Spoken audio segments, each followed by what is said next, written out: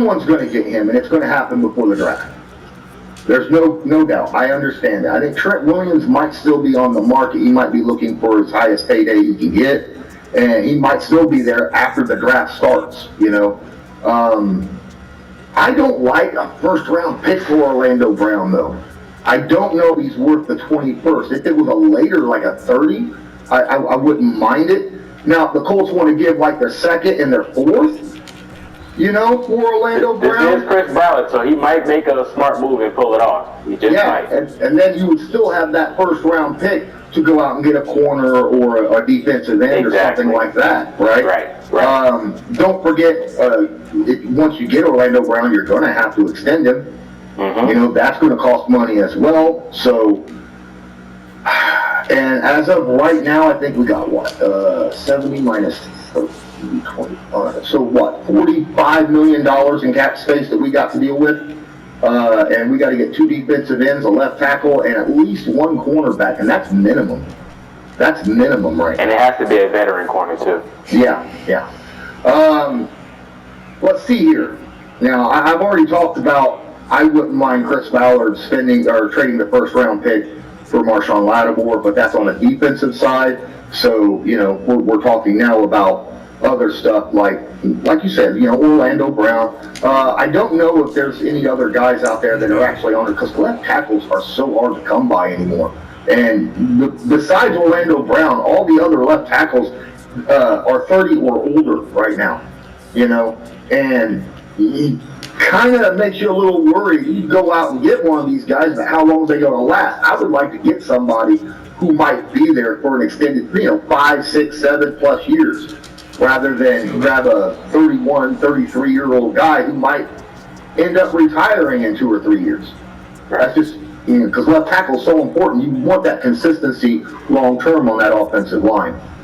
Let's see. McChicken Blog says, if Nate Soldier was to be released from the Giants, would you see him as a possible bridge tackle?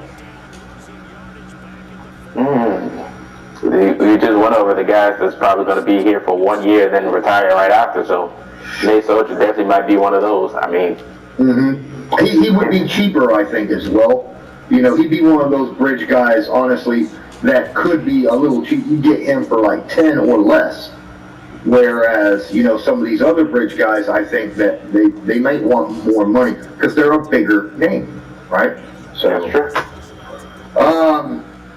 Jason David says we still need a tight end. That's funny because guess what's coming up on the next talks? What about the tight ends? What about the tight ends? Okay, so we still have Jack Doyle. He signed an extension a year and a half ago. He's getting paid about $7 million a year. And then that's it. I mean, I'm pretty sure we don't have Trey Burke. I think he's a free agent. Mo Alley Cox is a free agent. What do we do with the tight ends currently? Do we re-sign Mo Alley Cox or Trey Burton?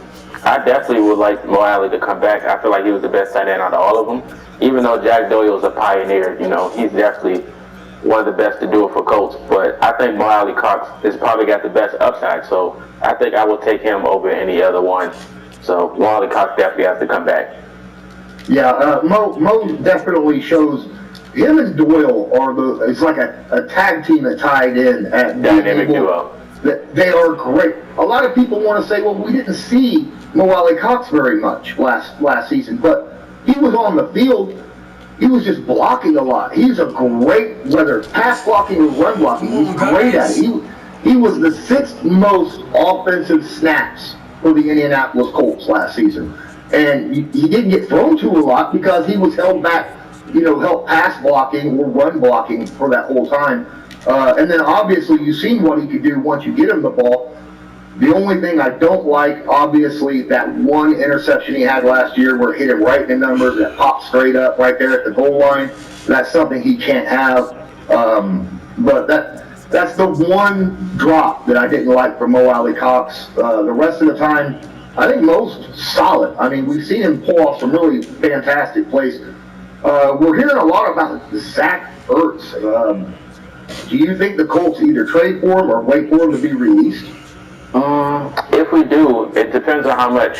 I think it's the price thing. So between him or Trey Burton, they both played with Carson Wentz. So I don't know. It wouldn't really matter which one would come to Indianapolis or return, to be honest. So if it's not Mo Alley Cox, either one of them, or we get a tight end that doesn't cost much just to play third string behind Mo Alley and Doyle, I think that'd be fine. Because we don't really need a number one tight end because I feel like we already have one.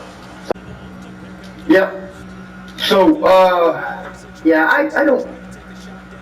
Zach Ertz is also, I mean, his production has declined since the year before last, right? I mean, the year before last, he had a great season. I mean, he had like, I don't know, 900 yards or something, like 80 catches.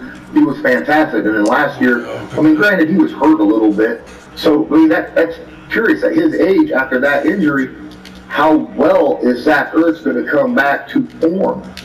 Because he's not a young pup anymore either. Right here, Ant Rodgers says it dead on. Burton can't block. Right. Trey Burton cannot block at all. And that's why I like Mo Alley Cox over him. Because if you're going to have a tight end, we run the ball a lot, right? And the Colts run the ball all the. That's what they want to do. And if you got a tight end, you want someone who's able to block. And that's why I love Jack Wilkes. Why I love Mo Alley Cox. Trey Burton had a drop issue too in big games. In big games. Yes, he did. He's better than Ebron though. Pace, welcome Pace. I'll give you that. He had less drops than Ebron the past couple years. I mean, Ebron with the Steelers had some big plays like he did with the Colts, but he also had a crap ton of drops too, right? Loved every minute of it. Ooh, we got a Jonnu Smith freaking sighting here. Dude, I love Jonnu Smith. I think he is solid. I don't think the Titans let him go. I don't think they let him end up seeing free agency. What happened is the Titans are getting rid of a lot of people, so they're going to have some money too. So I don't know how they're going to work it out over there, but if the Titans don't bring back Jonnu, I think one of their wide receivers are gone. It's going to be tough. It's going to be tough for them in the future. Yeah. Speaking of wide receivers, we're going to go ahead and drop down into the wide receivers. Man, between you and the guys in the comments, it just makes things so much easier to transition from one thing to another. Speaking of wide receivers, talking about the Titans, there's a bunch of free agent wide receivers. Corey Davis, I think that's the guy you were thinking of. He's a free agent this year. There's a bunch of them. I've got film rooms out there right now on my Patreon page. Only Patreon guys can see these wide receiver ones that I have, which is Corey Davis. I've got Curtis Samuel. I've got Allen Robinson. Those are three current ones that I looked at and I was like, wow, these are decent receivers, some of your top guys. I haven't got the one from the Tampa Bay guy. I haven't got Godwin. Yeah, Godwin. I don't have him yet. But what about personally when it comes to wide receivers?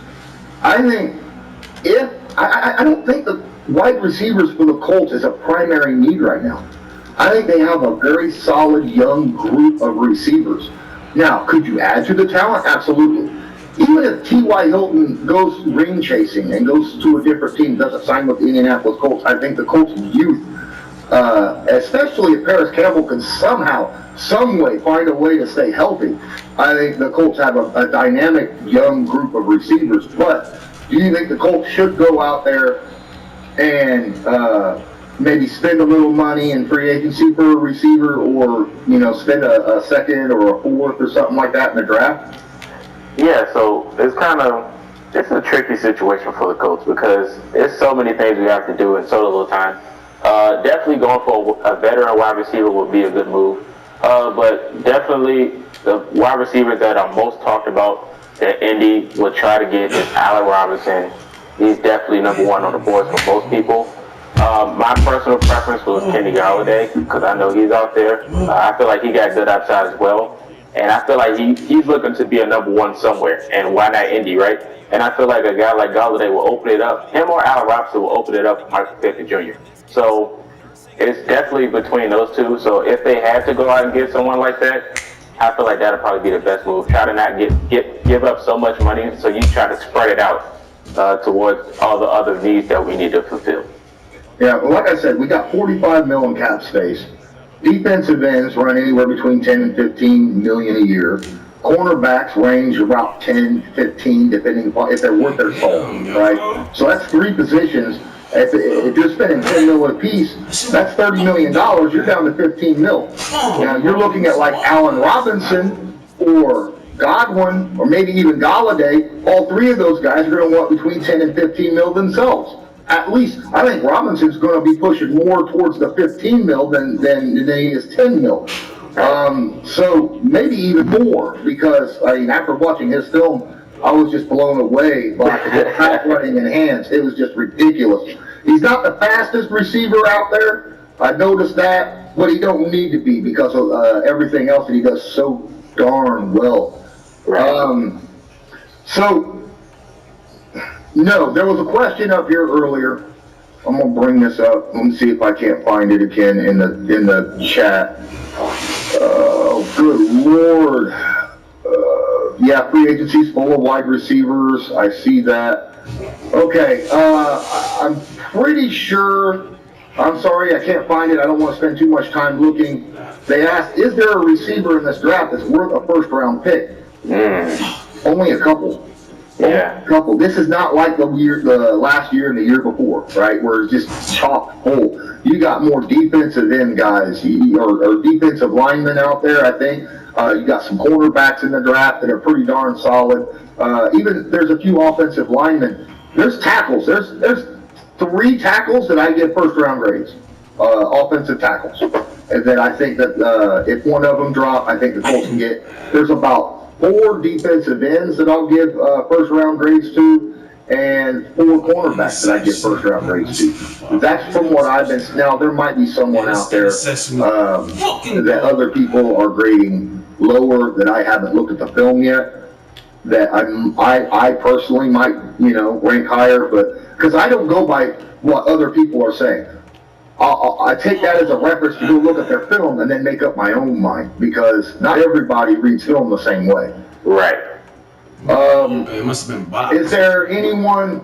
Do you pay attention to college football very much? Missed them. Kind of. Most of, if I do watch college football, it's LSU football, but that's about it. So I'm kind of biased when it comes to that, but I don't really watch all the other teams. Okay. See, I don't watch college football at all until after the NFL season is over, and then I start hammering games, and looking for star players or guys that I think will fit, and then I dive into their tape real hardcore. If someone steps out, like I was trying to throw it to you, man. Jalen Phillips for Miami, I think is just a beast. I've only said it like 500 times in the past week. Ant says, Lawrence, do I have a draft board that I pick? No, I don't. I'm sorry. I'm not that hardcore into college. That would take a lot of effort, and I don't watch enough college to have a draft board straight up. I'll go by other people's draft boards, and then, like I said, I'll use that as a reference to make up my own mind on what things, how things work out. Right here. Nomadic Brian, thanks for joining the stream, by the way. Also, man, all you guys, there's a ton of you. I got over 30 people watching live. Appreciate each and every one of you. I'm like, who's throwing it to? Wide receiver right now to me is the best value deal. Is that where at? When you're talking about value deal, you talking draft or are you talking free agency? Because I think, this is my honest to goodness opinion, I think free agency you can get some good value deals because there's so many good wide receivers in free agency as opposed to the draft this year. I think that it's just amazing that one of these top guys, I think Curtis Samuel is probably the best wide receiver that the Colts would be able to get for the money. He reminds me a lot, honestly, like a younger T.Y. Hilton. That's how I see him. Not bad. Yeah, very, very quick, good route running, good hands. But the only thing I don't like about Curtis Samuel is sometimes if you give him the ball in open, if you get him the ball and there's a defense